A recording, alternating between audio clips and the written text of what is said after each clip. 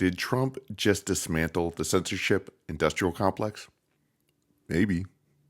Something very historic transpired today. Could you tell the American people what that was? This is Mike Benz, by the way, who over the past few years has done an amazing job of exposing censorship and how the U.S. government censored its own people. Well, we ended government-sponsored censorship in the United States through the State Department, and let me explain how we get there. This started out, 10 years ago with this effort of let's go after the messaging that Al-Qaeda and ISIS and others are putting to radicalize people. Oh, no, who's going to be against that? That sounds normal.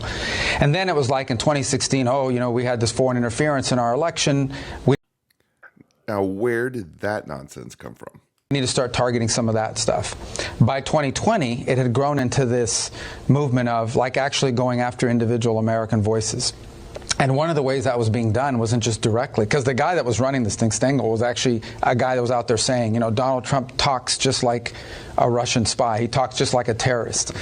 And so do the people around him. But they were also taking money from this program and using it to fund these NGOs, these third-party groups who were supposed to be impartial. Those groups were then tagging. They were literally tagging and labeling voices in American politics. Ben Shapiro, the federal. Basically, the Biden administration figured out a way that it could launder censorship.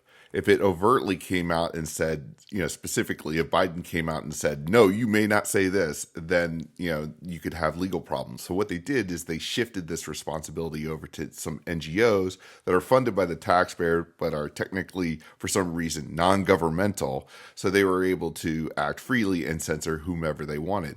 They pressured, it wasn't just the NGOs. There were, government people that pressured the social media companies too. But the deal was this. You had to censor people, particularly on issues of Trump and COVID. That's the deal if you want to stick around. Others tagging them as foreign agents. So you look at it and say, American taxpayers, through the State Department, were paying groups to attack Americans and to try to silence the voice of Americans. And there were consequences. These weren't just a label they put on people. Some of these people got deplatformed, they got taken down, they couldn't communicate.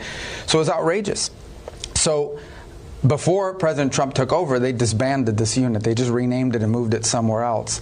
But now, over the last few months, we've worked on it and just taken it down. And to the extent we're spending money now, we are going to spend money on messaging. It's going to be pro-American messaging. And it's going to be incentivizing and protecting free speech, which is free speech, something everybody used to be able to agree on in this country. Sadly, there is a significant minority that hates free speech now. Threatened in all over the world, including countries that are allies of ours. There are lingering questions about what was done during that period, where we now have so many people wondering, was I censored because of something the State Department did? Was my news organization bankrupted? Were advertisers contacted about it? And there are aggrieved parties. There's an important there are aggrieved parties. Historical record that needs to be unearthed. There are active lawsuits. There are many reasons for a public disclosure effort on top of this development today. Are there any efforts underway to be able to have a kind of GEC files as there were the Twitter files? Yeah, so I think what we have to do now, and Darren will be big involved in that as well, is sort of document what happened. Because one thing is to say, good, we want to know. We at Against Crony Capitalism specifically want to know.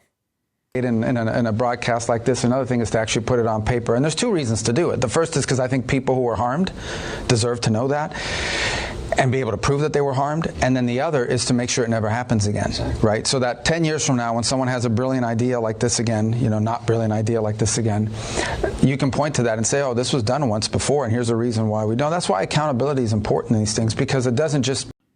Yeah, let's hold some people accountable.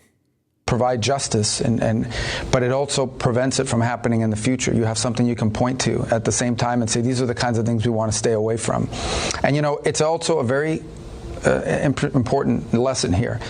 If I take you back 15 years and I ask somebody, do you think we should be doing more to make sure ISIS and Al-Qaeda are not radicalizing people online? 15 years ago, we would have said, yeah, of course. Right.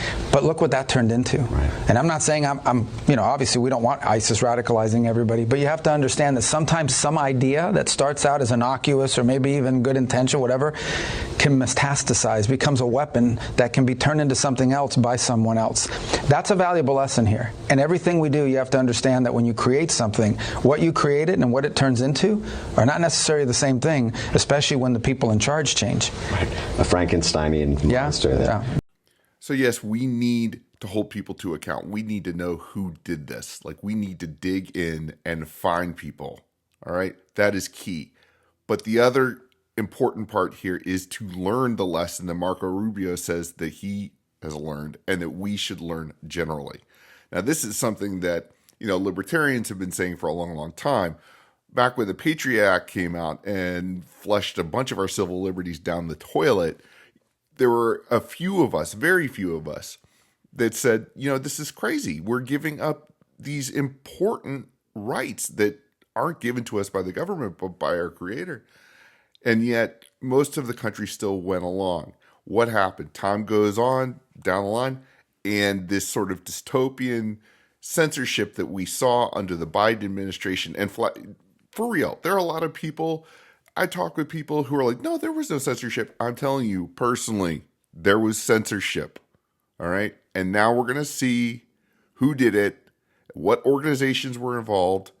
And that is a very good thing. And I am looking forward to reading these files closely.